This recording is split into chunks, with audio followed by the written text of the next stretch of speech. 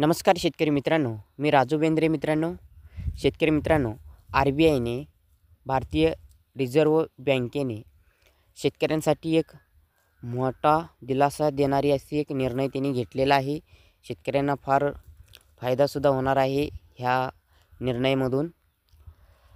आता आधी शेतकऱ्यांना बँकेकडून कर्ज, विनातारण कर्ज हे मिळत होतं आणि त्या कर्जामधून आता पैसे वाढ करून विनातारण कर्ज हे शेतकऱ्यांना देण्याचा निर्णय भारतीय रिझर्व्ह बँकेने RBIने घेतलेला आहे. शेतकरी मित्रांनो, तर आधी किती कर्ज मिळत होता आणि आता किती कर्ज हे मिळणार आहे, वाढीव किती ह्यामध्ये झालेली आहे आणि त्याचबरोबर कोणत्या शेतकऱ्याला हा फायदा होणार आहे ते सुद्धा ह्या निर्णयामध्ये सांगितलेले आहेत RBIने.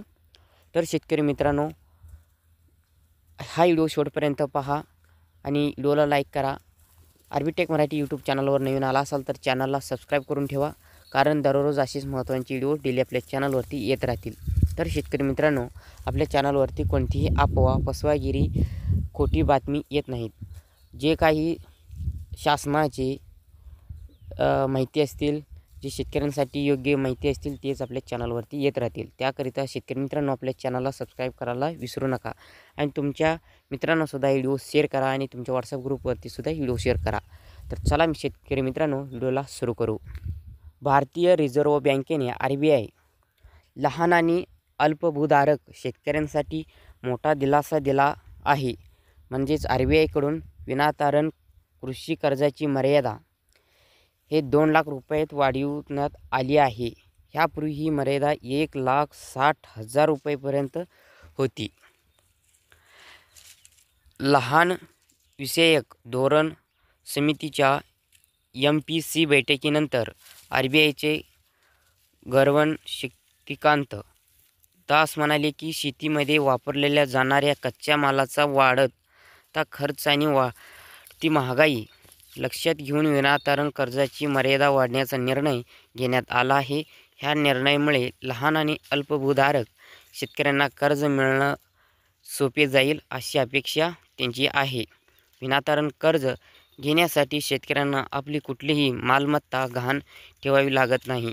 विनातारण कर्ज प्रामुख्याने लहान आणि अल्पभूधारक शेतकऱ्यांसाठी उपयुक्त आहे, ज्यांची मालमत्ता तारण ठेवण्याची क्षमता नसते. RBIने ह्यापूर्वी 2019 मध्ये विनातारण कृषी कर्जाची मर्यादा 1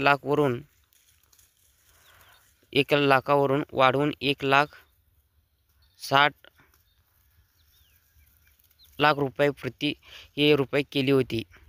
तर आता 1,60,000 वरून 2 लाख रुपये RBIने केलेले आहे. शेतकऱ्यांसाठी विनातारण कर्ज कृषी शेतीसाठी हा कर्ज घेण्यासाठी त्यांना फायदेशीर आहे. तर कोणत्या शेतकऱ्यांना पहा, लहान आणि अल्पभूधारक शेतकऱ्यांसाठीच हा फार महत्त्वाचा आहे. म्हणजे त्यांनी त्यांचं शेतीत त्यांचं मालमत्ता गहाण ठेवावी लागत नाही, अशा शेतकऱ्यांना ही कर्ज पुरवणार आहे. तर शेतकरी मित्रांनो, भारतीय रिझर्व्ह बँकेचा RBIचा हा निर्णय अल्पभूधारक आणि लहान शेतकऱ्यांसाठी फायदेशीर आहे. मी तुम्हाला आधीच व्हिडिओमध्ये सांगितलं होतं की हे शेतकऱ्यांसाठी फायद्याचे आहे, कारण ह्या कर्जामध्ये वाढीव करून त्यांना आता कर्ज मिळणार आहे. तर आपणाला शेती कामांसाठी कर्ज जर घेतल्यानंतर शेतीचे कामे करताना फायदेशीर ठरेल.